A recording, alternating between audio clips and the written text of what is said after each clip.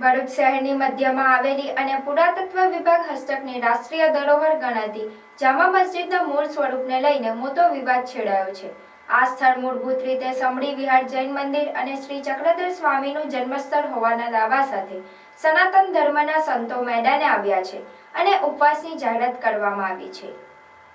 રોકડિયા હનુમાન મંદિર ખાતે આયોજિત એક પ્રેસ કોન્ફરન્સમાં સ્વામી મુક્તેશ્વરાનંદજી, સ્વામી રાજરાજેશ્વરજી મહારાજ અને સ્વામી રાઘવેન્દ્ર દાસજીની અધ્યક્ષતામાં આ અંગે વિરોધ પ્રદર્શન અને 5મી જાન્યુઆરીએ શક્તિનાથ મહાદેવ ગ્રાઉન્ડ ખાતે અનિશ્ચિતકાલીન ઉપવાસ કાર્યક્રમની જાહેરાત કરવામાં આવી હતી। સંતોએ આક્ષેપ કર્યો છે કે ભારત સરકારની માલિકીનું આ સંરક્ષિત સ્થળ હોવા છતાં ત્યાં નિયમો વિરુદ્ધ ગેરકાયદેસર પ્રવૃત્તિઓ ચાલી રહી છે અને તેની ઐતિહાસિક ઓળખ બદલાવવાના પ્રયાસો થઈ રહ્યા છે। આ પરિસ્થિતિ સામે રોષ વ્યક્ત કરતા વક્તાઓએ જણાવ્યું હતું કે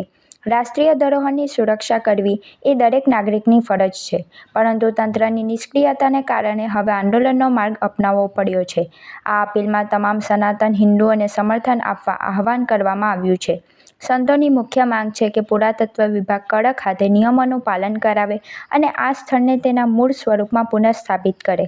આગામી સમયમાં શાંતિપૂર્ણ રીતે ઉપવાસ આંદોલન છેડવામાં આવશે અને જ્યાં સુધી ન્યાય ન મળે ત્યાં સુધી લડત ચાલુ રાખવાની ચીમકી પણ ઉચ્ચારવામાં આવી છે। ऐतिहासिक जैन मंदिर श्री चक्रधर स्वामी जन्मस्थली राष्ट्रीय धरोहर संरक्षण समिति के माध्यम से आने वाली 5 तारीख को यानी सोमवार को शक्तिनाथ ग्राउंड पे एक अनिश्चितकालीन अनशन का आयोजन किया गया है। इस अनशन के कार्यक्रम का उद्देश्य भरूच में स्थित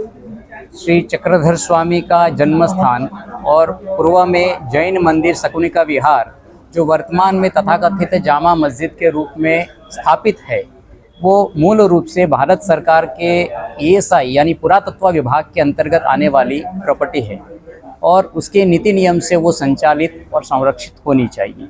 लेकिन कहीं लंबे समय से इसका संचालन और संरक्षण, उसका वास्तु उसके नियम के अनुसार नहीं हो रहा है और लंबे समय से हमारा प्रशासनिक व्यवस्थाओं को जानकारी लिखित रूप में, मौखिक रूप में होने के बावजूद भी उसमें कोई सुधार नहीं हो रहा है, तो